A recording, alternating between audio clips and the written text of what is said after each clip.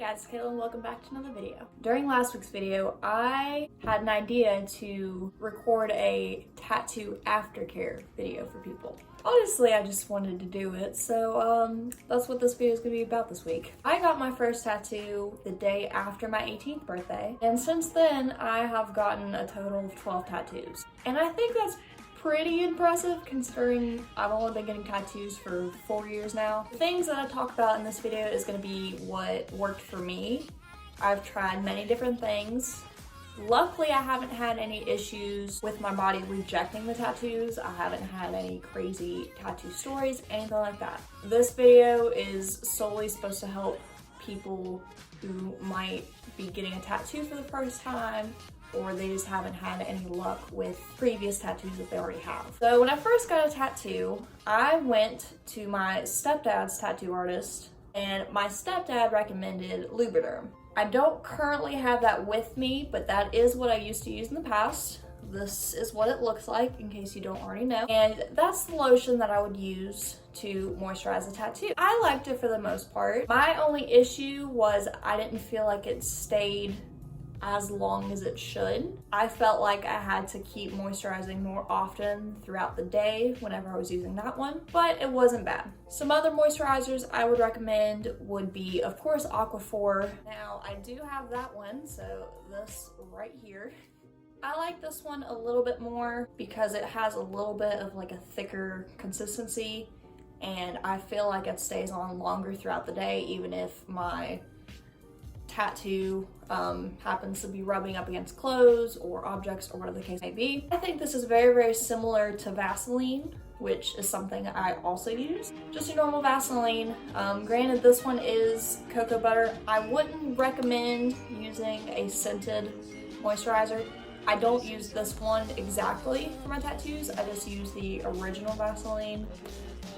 But like I said, stay away from scented moisturizers and soaps and things like that. You don't want to add something with a fragrance and those type of chemicals into your tattoos. Your tattoos are essentially open wounds, believe it or not. Another moisturizer I started to use recently was Nivea. Now this one, it guarantees 48 hours of moisture. Whether it does that or not, I don't really know. But I do like that it's thicker, but not exactly oily like the Vaseline would be. So every now and then I'll choose to use this one if I'm happening to go out in public and just don't want to have like a greasy feeling arm or body part or whatever. I would just use this, and it's just like your normal typical lotion. Now, this arm tattoo actually started peeling about 2 or 3 days after I got it done, which is pretty normal. For me specifically, it usually takes about a week or so just for the peeling to fully stop. Now, I do have some other tattoos that have a lot more black that took longer than this one did. That's just because there's more ink packed into that one certain spot.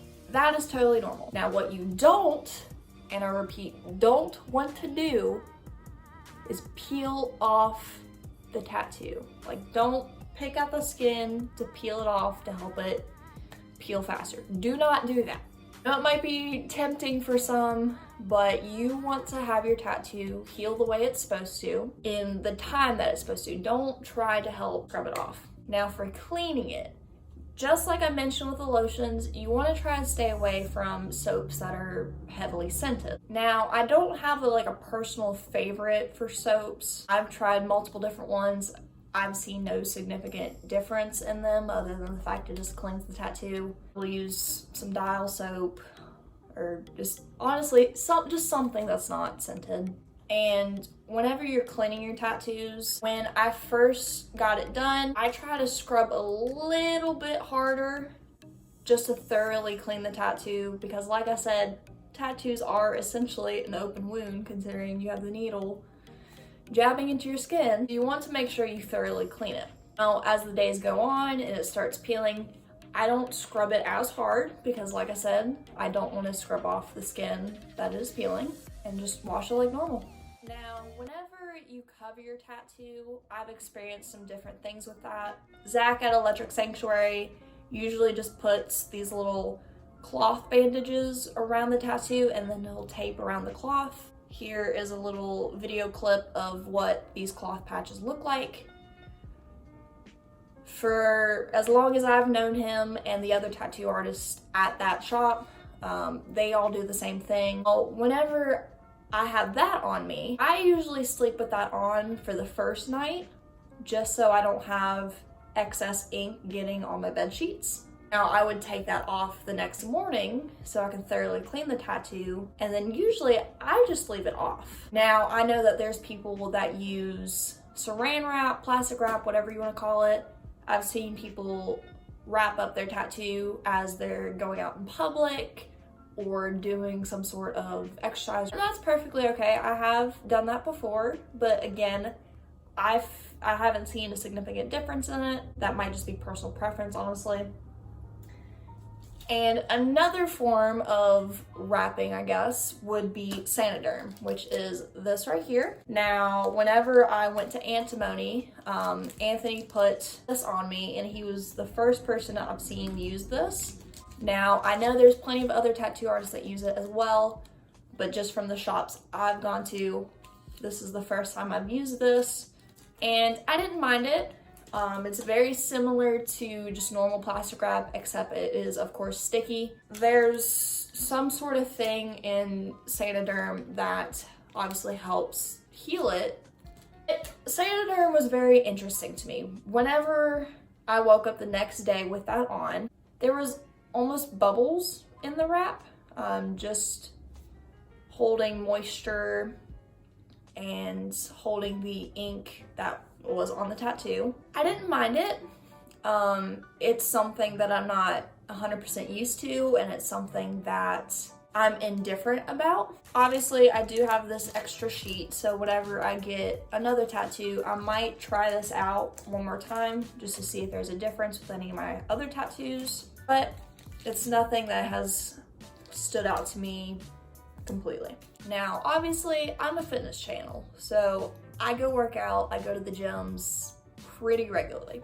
Whenever I get a tattoo, I try to plan my workouts accordingly. Now, on the very first day of getting a tattoo, I will completely avoid doing any sort of upper body workout or lower body if it's a leg tattoo. So on the first and second day, I try to stay away from doing any bicep curls or shoulder workouts, anything that was excessive arm movements. But I still worked out, regardless of which body part it was. Whenever I would leave the gym, I would just simply wash my tattoo. It wasn't till about maybe the third, fourth day after getting the tattoo that I started incorporating more upper body workouts again. But I was very careful to try to not rub it as much. Obviously, when you do a bicep curl, skin rubs together here, and I tried to avoid a little bit of that. So instead, I would try to do maybe like some shoulder workouts, some sort of other upper body workout. Now, where I work at Planet Fitness, I obviously have a tanning bed that's accessible to me. I tan rather frequently, not as much, obviously, since I'm a very pale person. But whenever I get a tattoo, I completely 100% avoid tanning beds. I probably won't even tan for the next month or so. I try to avoid any sort of sunlight or UV rays for an extended amount of time because, like I said, you don't want to damage your tattoo that you literally just got. Now, whenever I do tan, I do use tanning lotions. This one happens to be at Planet Fitness that I work at, but honestly, you could probably get this off like Amazon or something like that. One of the bronzers that I use happens to be the JWoww Reality Check, and the reason for that is because it has ink drink complex. So whenever I tan for the first time after getting a new tattoo, I make sure that I put this bronzer on that tattoo because this is supposed to help your tattoos from fading whenever you use the tanning beds. Does it make a significant difference? Probably not. But I'm trying to help prevent my tattoos fading as much as possible. So I'll go and slap this on this tattoo whenever I start tanning again, as well as my other tattoos, just so I can help prevent them from fading as quickly as possible. Taking care of tattoos is honestly very, very simple. It's common sense. You treat it as a wound on your body. You clean it properly, you keep it moisturized, you take proper care of it. You spend a lot of money getting work done. You put hours into getting the work done. The least you can do is to take proper care of something that gets so much time spent on.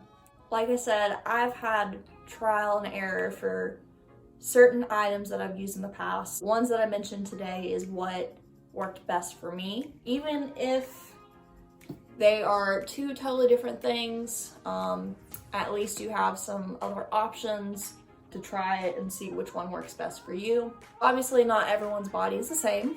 I've heard stories from friends of mine whose bodies would reject the ink, or they just experience some sort of reaction to certain products. So I'm hoping by watching this video, you kind of learn some things that might work best for you. Like I said, whether you're a person that's getting a tattoo for the first time, or someone who has hundreds of tattoos and is all of a sudden experiencing something different. I already have another appointment booked for October 10th. So whenever that comes around, I'm sure you'll see another tattoo video for another session for my arm sleeve here. I just want to thank you guys for watching, and if you like this video, make sure you give it a big thumbs up, subscribe to my channel down below, and be sure to hit that bell to be notified when I post more videos. And I'll see you guys in my next video.